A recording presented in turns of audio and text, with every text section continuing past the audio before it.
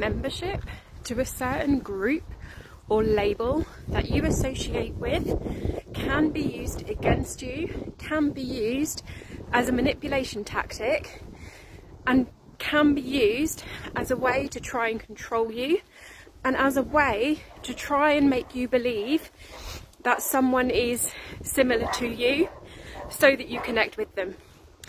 And I went through something in the last few days which I have been guided to share to help others to spread awareness of this. Did you hear those dogs going absolutely insane at what I was saying?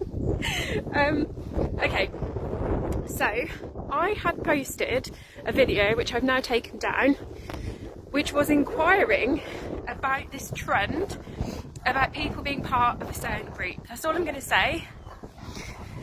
And what happened is someone commented on my video, told me what this was all about, then said, yep, I have watched your videos, you are definitely part of this group. So firstly, that was a bit odd for me because I hadn't asked for validation, and there was a slight red flag that someone was coming in at that level of superiority and making the judgment that I am part of that group, right? Interesting, so really interesting. Then I had a couple of days off my phone at the weekend, off social media. Monday for me is kind of a ease back in. I don't work much on Mondays, and then Tuesdays is my content day where I'm back up and running work-wise. That's how I structure my week, that's how it works. And I had a message from this person who had initially connected with me, told me I was part of this group, which I thought was a little odd, and had liked a few of my videos, commented on a few of my videos. Nothing new there, right? Usually I get new followers, they comment on my videos. And I had a message from them when I came back on my phone that said, here is my latest video, can you please share it and like it and comment on it? So I went back to them and said, I'm just back after a few days off. I'll review this over the next couple of days. I'll have a little look and I'll see what I can do. So I have over 3,000 followers. So if every single follower had messaged me to say, can you like my video? Like, that would be a full-time job for me. And the people in my membership, I do this. I do go and love on their videos. I do share their videos because that is part of being in my sacred space, is that I love you and I support you and I will support your business because these women are so like-minded and they've got amazing messages to share with the world. So that is the instance where I would do this regardless. If I randomly get asked to do something, then I will do it in my own time and I won't like it unless I agree with the content of the video, okay?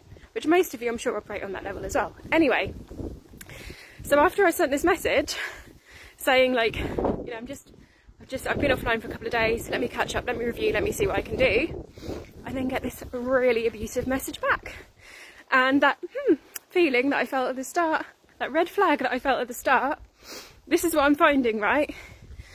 If we see the red flags, we need to attend to them.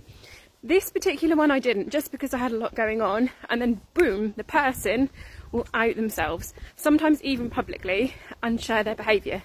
So this message comes through yesterday that says, you are clearly not who you say you are clearly not part of this group, because if you were part of this group, you would have supported me. That would have taken you a few seconds to like and comment on my video, and the fact that you haven't just shows who you truly are.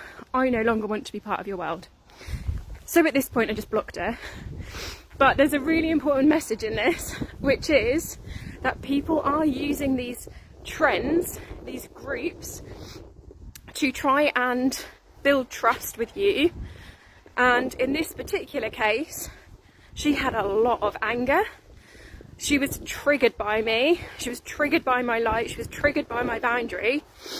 And any excuse for her to send abuse to me, that was all she wanted the whole time. So when I didn't respond to her, please comment on my video, that gave her an inning to send me abuse. Because that is what she wanted all along. Because I was, by the very nature of my being, I pissed her off.